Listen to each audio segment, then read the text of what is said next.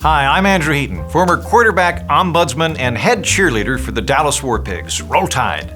Recently, I was chuffed to get a fan letter about stadium subsidies.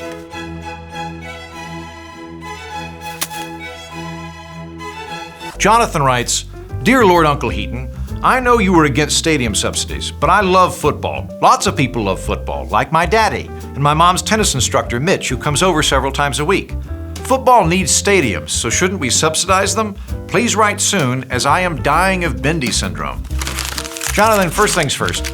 Stadium subsidies are stupid. They're just ransom notes with a mascot. Second, I got problems too, kid. For fan mail, instead of getting naked pics from hot women, I get letters from idiots who think stadium subsidies are a good idea. Okay, listen, I'm gonna try to be nice.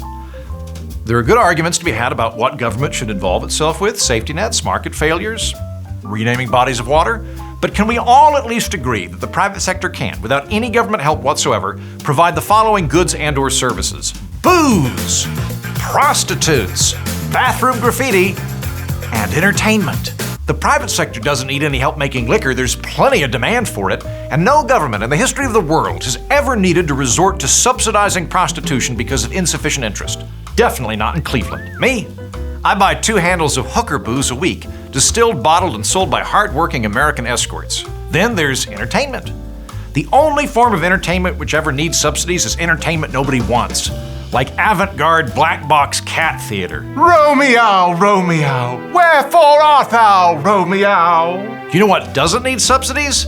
Baseball, football, basketball, ball hockey, and possibly that one sport where people kick around a black and white basketball on a field, you know? Sports in America is a $1 trillion industry. In fact, about 40% of all sports spending on the entire planet is just in America. We love sports.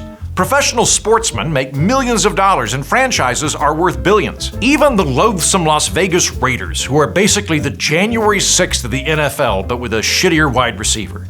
If the Epstein's Island of football teams is worth billions, surely their bull-cut billionaire owner and everybody else can afford to build their own stadium for their horrible fans to fight and mate in?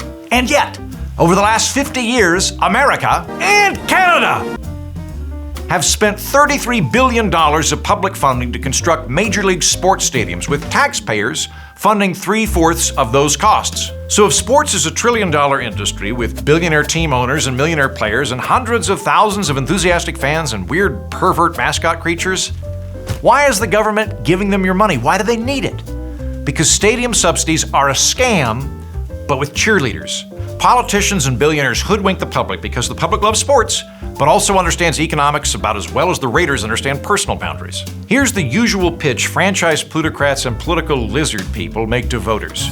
If we pay to build a stadium right here in Gomorrah County, it'll bring in even more revenue from all the sports fans who come to visit and mate with and/or hunt mascots. There'll be sales on hot dogs and beer and large foam fingers. It will stimulate growth in the area through restaurants and sports-themed bordellos. In the end, the stadium will generate more economic growth and tax revenue than what we built you for. This has never actually happened. As in, we have such overwhelming data over the last 50 years that if you ask an economist, any economist, if stadium subsidies are a good idea, they will sack you like when Richard Gannon nailed Kareem Abdul-Jabbar in Super Bowl 37. Did I say his name right? Nailed it. Good. But I like you.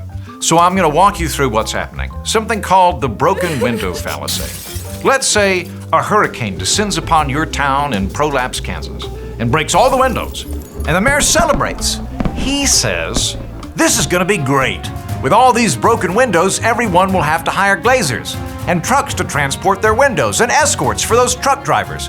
We're about to have a huge fiscal stimulus. I hate the Las Vegas Raiders.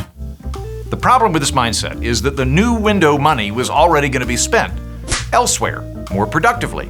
We see the spending on the windows, but we don't see all the not spending that doesn't happen elsewhere. Stadium subsidies work like that. They don't create growth, they just shuffle economic activity around, but taxpayers pay for that shuffle. We see a full parking lot at the Tampa Bay Buc-ee's hideous mock yurt stadium. Good bathrooms, though. We don't see the empty bowling lanes, vacant restaurants, and haunted malls people skip out on instead. Now, a canny lizard person might say, sure, We're just shuffling entertainment budgets around, that's true, but our city will be drawing from other states and counties and polycules. Maybe the money is neutral on net, but it's concentrated right here in San Placenta, Texas. Now, to some extent, that's true. If you build a major league cricket stadium in Volvo, Wisconsin, you'll draw in tourists from other states I haven't heard of. But the relevant question is, will that be more than the tax subsidies? And the answer is no.